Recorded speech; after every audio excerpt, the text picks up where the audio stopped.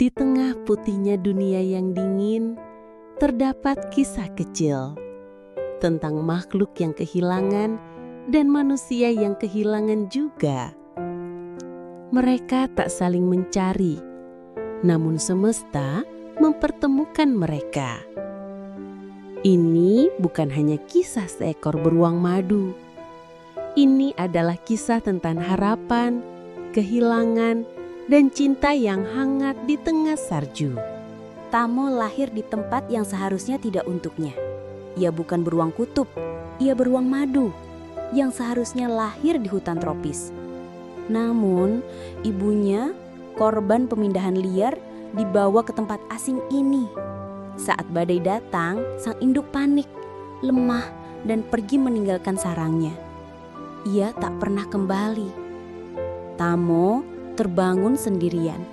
Tak ada pelukan, tak ada suara, hanya salju dan sepi. Berhari-hari ia berjalan dengan kaki kecilnya, menyusuri putih tanpa arah. Tubuhnya mulai membeku, tapi naluri kecilnya memaksanya untuk terus bergerak. Tiap malam, ia menangis. Suara kecilnya tak pernah terdengar siapapun. Tamo sedang berjuang sendiri melawan dunia. Di desa kecil di balik gunung, tinggal seorang pria bernama Gibran. Ia hidup sendirian di rumah kayu kecil. Seorang duda yang ditinggal istri dan anak dalam kecelakaan bertahun-tahun lalu. Suatu pagi, Gibran melihat jejak kecil di salju.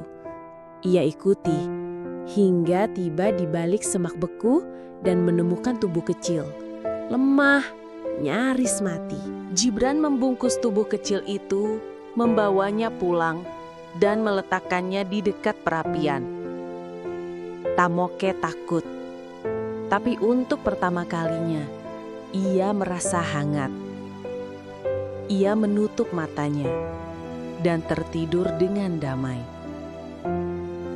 Di malam bersalju itu, dua jiwa sepi mulai saling menghangatkan. Tamo mulai pulih. Ia belajar mengenal Gibran. Mereka makan bersama, bermain bersama, dan tidur berdekatan di malam yang dingin. Gibran membuat mainan dari potongan kayu. Tamo mengejarnya seperti anak kecil. Keduanya saling mengisi, saling menyembuhkan luka yang tak kasat mata. Gibran tahu, Tamo bukan miliknya. Ia harus kembali ke alam. Pusat rehabilitasi menawarkan program pelepas liaran. Dengan berat hati, Gibran mulai mengajari Tamo menjadi liar. Ia menyiapkan Tamo untuk dunia yang sebenarnya, tanpa manusia. Hari itu datang. Helikopter mendarat di ladang salju. Tamo bersiap pergi. Ia menatap Gibran, bukan dengan ketakutan, tapi dengan pemahaman. Gibran memeluknya erat. Jadilah kuat, nak. Jangan lupakan bahwa kamu pernah dicintai. Dan seperti itu, Tamo terbang meninggalkan jejak hangat di hati Gibran. Beberapa tahun berlalu, Gibran kembali sendiri.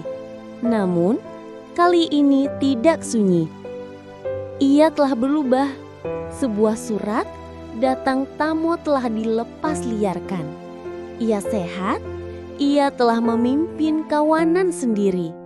Gibran tersenyum. Beruang kecil itu kini telah menjadi sosok kuat di alamnya. Tamo kehilangan ibunya. Gibran kehilangan keluarganya. Namun mereka menemukan keluarga dalam satu sama lain. Kadang, kehilangan bukanlah akhir.